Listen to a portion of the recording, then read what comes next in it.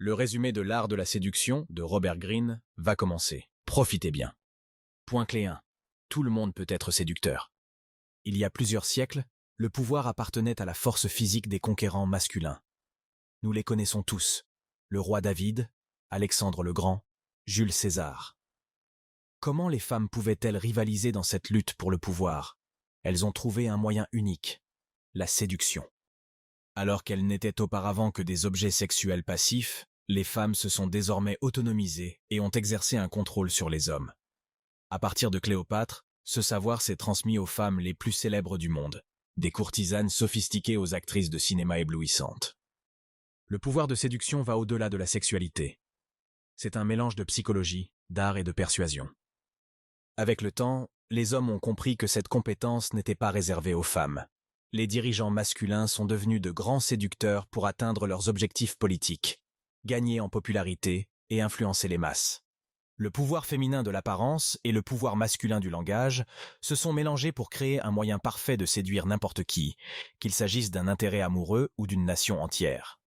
La séduction est un jeu que tout le monde peut maîtriser avec suffisamment de patience et de curiosité. Êtes-vous prêt à exploiter votre potentiel et à découvrir votre type de séduction? Capter l'attention comme Elvis Presley ou Marilyn Monroe? Alors, préparez-vous à apprendre les meilleurs secrets de séduction du monde. Point clé 2. Les secrets de Monroe à Cléopâtre. Alors, qu'est-ce qui vous séduit? Vous devez répondre à cette première question pour maîtriser l'art de la séduction. La réponse réside dans la compréhension de ce qui est essentiellement attirant dans votre caractère, votre apparence et votre comportement. Quand vous avez analysé ces éléments, vous pouvez passer à l'élaboration de qualités qui susciteront naturellement l'enthousiasme des gens. Sur la base de différentes caractéristiques, il existe 9 types de séducteurs. La sirène offre de la variété et de l'aventure et dégage une grande énergie féminine. Sexuelle, confiante et séduisante, elle est le parfait fantasme masculin.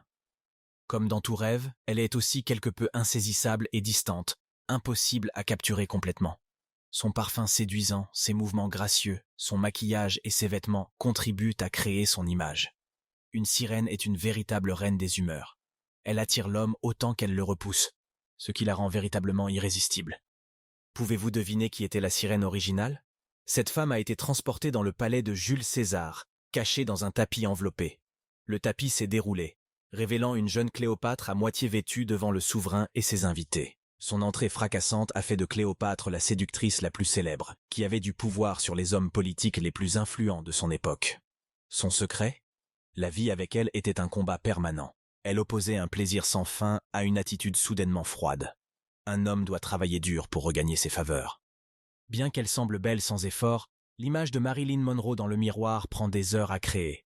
De la voix au maquillage en passant par la façon de marcher, elle a orchestré l'incarnation parfaite d'une sirène. La beauté physique s'estompe, mais pas la maîtrise des techniques de séduction. Mais ne vous empressez pas de penser que seules les femmes possèdent un pouvoir de séduction particulier. Le libertin en est la preuve. Il est dangereusement chaud, comme le feu. Plein d'esprit et excellent dans le maniement des mots, il dégage un sentiment de risque auquel tant de femmes aspirent, une liaison remplie de frissons et de plaisir. Un séducteur peut offrir à cela une femme et créer le moment parfait où le passé et l'avenir n'ont plus de sens. Le peintre Pablo Picasso a eu des dizaines de maîtresses, et chacune d'entre elles était persuadée d'être la bonne pour lui. Plus vous donnez à votre cible l'impression d'être exclusive, plus vous réussirez à la séduire comme le libertin. Point clé 3. Qui est l'amant idéal? Qui n'a pas entendu parler de Casanova? Cet homme est devenu un symbole de séduction, même si peu de gens savent où se situe son pouvoir. Sa méthode était unique. Il étudiait attentivement toutes les femmes qu'il rencontrait et qui suscitaient son intérêt. Il s'adaptait à ses humeurs et à ses désirs, comblant ainsi les lacunes de sa vie. Patient, poli et généreux, il représente le type amant idéal. Ce type est le reflet parfait de votre imagination. Il vous apporte exactement ce dont vous avez besoin. Une bonne conversation, une compagnie joyeuse ou la solitude. Donc, grâce à ce comportement sans faille, vous remarquez à peine qu'il vous séduit. Un amant idéal vous permettra d'être la meilleure version de vous-même. Si vous voulez devenir un amant idéal, développez vos capacités d'observation. L'amant idéal se distingue dans un monde où tout le monde est égoïste et motivé par ses intérêts personnels. Découvrez ce qui manque à votre intérêt romantique et devenez la pièce de puzzle manquante parfaite. Un autre type à considérer est l'éternel enfant. Les éternels enfants conservent certains traits de caractère enfantin qui nous manquent ou que nous perdons tous en grandissant. Les éternels enfants nous offrent la spontanéité. Ils deviennent une bouffée d'air frais au milieu des horaires et des responsabilités des adultes. L'intrépidité. Les éternels enfants nous mettent au défi de sortir de nos zones de confort. La légèreté. Ils ne prennent pas les choses au sérieux et nous donnent un nouveau regard sur la vie. Le sens de l'émerveillement. Dans le bon sens du terme, les éternels enfants ont préservé leur nature impulsive et curieuse. L'ouverture d'esprit. Alors que beaucoup de gens se durcissent et deviennent amers avec l'âge, ils conservent un cœur ouvert et la capacité de faire confiance aux gens. Gardez une lueur dans les yeux pour montrer que vous ne prenez rien au sérieux. Robert Greene. Charlie Chaplin était un éternel enfant. Il intégrait la naïveté dans ses rôles et restait jeune de cœur. Charlie a aidé les spectateurs à voir le monde avec des yeux d'enfant et à oublier tous les problèmes de la vie adulte. En véritable éternel enfant, il nous a donné l'illusion séduisante d'une réalité plus simple et plus agréable. Vous devez donc puiser dans votre esprit libre, innocent et enfantin pour le devenir. Point clé 4. Comment séduire un empereur? Les hommes et les femmes peuvent être n'importe quel type de séducteur, mais il en existe un qui mélange parfaitement les deux. Le dandy change la donne. Un homme dandy adopte des traits féminins, comme l'attention portée à l'apparence et le sens du détail, tout en restant un homme. D'autre part, une femme dandy respire l'indépendance masculine et une nature analytique. Les deux sexes se retrouvent en miroir et sont donc attirés par les séducteurs dandy. Lou Andreas Salomé était un excellent exemple de dandy. Elle a eu le cœur des plus grands créateurs du XXe siècle, du philosophe Nietzsche au poète Rainer Maria Rilke. Intelligente et indépendante, elle refuse de s'engager avec l'un d'entre eux. Ce mélange d'énergie masculine et de féminité flirteuse est frais et attrayant. Les dandys sont des insouciants. Ils profitent de la vie et se moquent des attentes et des règles de la société. Dans un monde où les rôles sont si définis, séduisez avec une différence de dandy. Alors que les dandys dégagent un air de nonchalance, les coquettes n'ont rien à voir avec cela. Elles dérangent et vous incitent à les poursuivre avec un comportement chaud-froid. Dans un premier temps, elles s'éloignent. L'instant d'après, elles vous couvrent d'attention. Autonomes et imprévisibles, les coquettes sont passées maîtres dans l'art de susciter la jalousie. En son temps, même le grand empereur Napoléon est tombé sous le charme d'une coquette. Quand Joséphine entrait dans la pièce à la manière d'une reine, tous les hommes se rassemblaient autour d'elle comme un essaim d'abeilles. Napoléon se sentait d'ailleurs honoré quand elle reportait son attention sur lui. Quand il pensait la tenir, elle l'ignorait ou disparaissait complètement. Le lendemain, elle envoyait une lettre pleine de passion et de désir de le voir. Devenue son épouse, Joséphine continue à occuper tout l'espace dans la tête de Napoléon, même quand il est en mission politique. Envoyez des signaux contraires pour capter l'attention de quelqu'un. Cela vous rendra vraiment irrésistible. La froide et séduisante star ferme la liste des types de séducteurs. Elle est vague et onirique. Sa présence accapare l'esprit de tout un chacun. Invention du cinéma moderne, ce type de personnage est le mieux représenté par la star Marlène Dietrich. Tous les regards se tournent vers elle quand elle entre dans une pièce. Une star est l'incarnation du mystère, ce qui permet aux autres de projeter sur elle ce qu'ils veulent. Elle nous laisse sur notre faim, car elle ne se dévoile jamais entièrement. En effet, nous cherchons tous à atteindre les étoiles. Le saviez-vous? Le dernier mot prononcé par Napoléon avant de mourir a été Joséphine, un véritable témoignage du pouvoir de la coquette. Point clé 5, un cadeau de Dieu. Nous avons tous entendu parler de cette qualité, mais qu'est-ce que cela signifie? Transportons-nous à l'époque où les religions naissaient. La plupart étaient fondées et dirigées par une figure charismatique, qui exerçait une séduction de masse et entraînait les autres à sa suite. Le charisme était leur qualité extraordinaire, une faveur de Dieu qui les a choisis pour exprimer une vision. Les figures charismatiques sont exceptionnellement confiantes et naturelles avec les autres.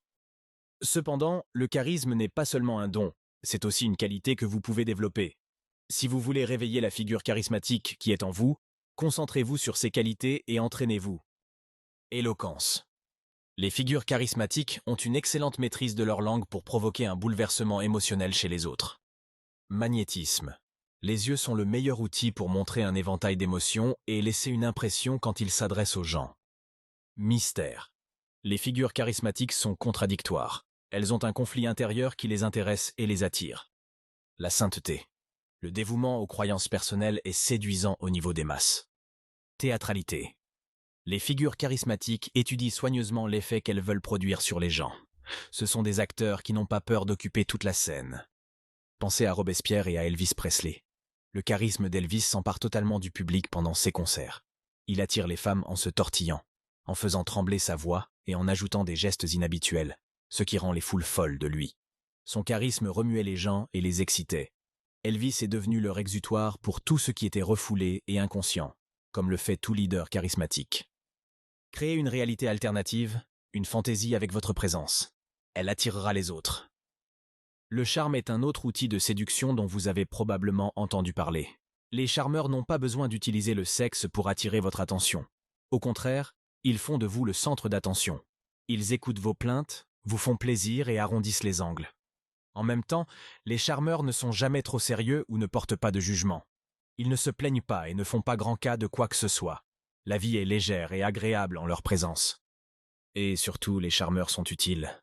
Votre amoureux ne vous laissera pas partir s'il sent que vous rendez sa vie meilleure. Point clé 6, il est temps d'arrêter ça.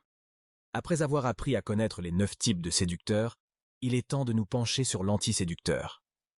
Qu'est-ce qui pourrait vous rendre peu attirant aux yeux des autres et repousser les gens? La séduction implique de porter son attention vers l'extérieur. La frontière entre l'autosuffisance et l'égoïsme est ténue. Les anti-séducteurs sont à l'opposé de tous les traits de caractère qui attirent les gens. Ils sont peu sûrs d'eux, complètement égocentriques et incapables de prêter attention aux détails et d'établir des liens avec les autres. Par-dessus tout, les anti-séducteurs ne remarquent même pas qu'ils peuvent être trop, c'est-à-dire qu'ils parlent trop et dérangent les autres par leur attention ou leur présence. Vous ne voudriez pas garder l'anti-séducteur trop longtemps. Plus tôt vous vous désengagez, mieux c'est.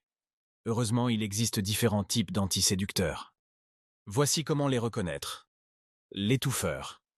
Comme vous pouvez le deviner d'après le nom, ce type de personne vous étouffe avec son amour et son attention, même si elle vous connaît à peine. Au début, cela semble séduisant, mais ils ne font que combler un vide à l'intérieur d'eux-mêmes.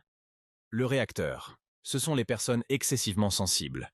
Tout peut perturber ou déranger leur fragile ego, et vous serez certainement la première personne à prendre le coup quand ils réagiront. Le moralisateur. Les moralisateurs sont à l'opposé des éternels enfants. Ils n'ont rien d'enfantin ou de léger. Ils sont l'adulte par excellence, et se préparent donc à être jugés et critiqués. Les moralisateurs traitent les gens comme des projets, cherchant quelqu'un à changer et à améliorer. Le radin. Si la personne se comporte de manière radine avec vous, voici votre signal d'alarme. Ce n'est pas une question d'argent, mais de caractère, rigide et contraint. La brute. Ce type d'anti-séducteur ne se préoccupe que de son propre plaisir, il se fiche éperdument du vôtre. Son impatience est extrêmement anti-séduisante. Enfin, si vous voulez vraiment anti-séduire, il vous suffit de feindre les qualités énumérées. Robert Greene. Chacun de ces types est douloureux à sa manière. Attention, certains de leurs meilleurs traits de caractère peuvent même vous séduire au début.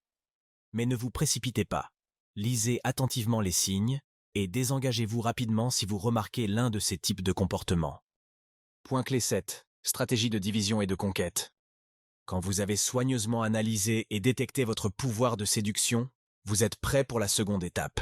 Il est temps de passer à votre stratégie de séduction. Une séduction maîtrisée prend du temps. Plus vous êtes réfléchi dans le processus, plus vous pouvez créer de l'anticipation. Suivez cette procédure étape par étape. 1. Choisissez votre cible judicieusement. Pour la bonne personne, vous serez en parfaite adéquation avec son vide, un soupçon d'exotisme qu'elle désire dans sa vie. En même temps, elle doit vous faire vibrer. Elle possède peut-être une qualité que vous enviez ou vous vous sentez inexplicablement attiré par elle. 2. Approchez-la indirectement. Au lieu d'aller vers votre cible, faites-la venir à vous. Pénétrez dans son cercle d'amis pour qu'elle vous remarque. Présentez-vous comme une personne ambiguë afin de l'intriguer. Les signaux mixtes d'une coquette peuvent être utiles à cet égard. Créez une aura contradictoire et insaisissable autour de vous. 3. Devenez un objet de désir. Vous séduisez les autres en créant une tentation, un soupçon de plaisir. Leur intérêt doit se transformer en désir. Parlez à votre cible et détectez ses faiblesses. À quoi aspire-t-elle? Une aventure dangereuse que vous pouvez lui offrir? Trouvez son fantasme et incarnez-le. Faites allusion à l'interdit. 4. Faites naître un sentiment d'inquiétude en elle. Quand vous avez montré le prix, faites-le miroiter devant ses yeux puis rangez-le. Le fait de différer la satisfaction attisera son anxiété. Prendre un peu de distance peut également être bénéfique. Bientôt, elle ne se contentera pas de vous désirer. Elle aura besoin de vous. 5. Mettez votre cible en miroir et élevez-la. Étudiez attentivement la personne, ses rêves, ses souhaits secrets et ses humeurs. Puis, reflétez-les. Créez l'illusion que vous êtes la réponse à tout ce qui est caché au plus profond d'elle. Agissez comme un véritable amant idéal. Vous pénétrerez dans son esprit et son cœur. 6. Créez un sens spirituel. Détournez-la de sa réalité ordinaire en vous concentrant sur le sublime et le spirituel.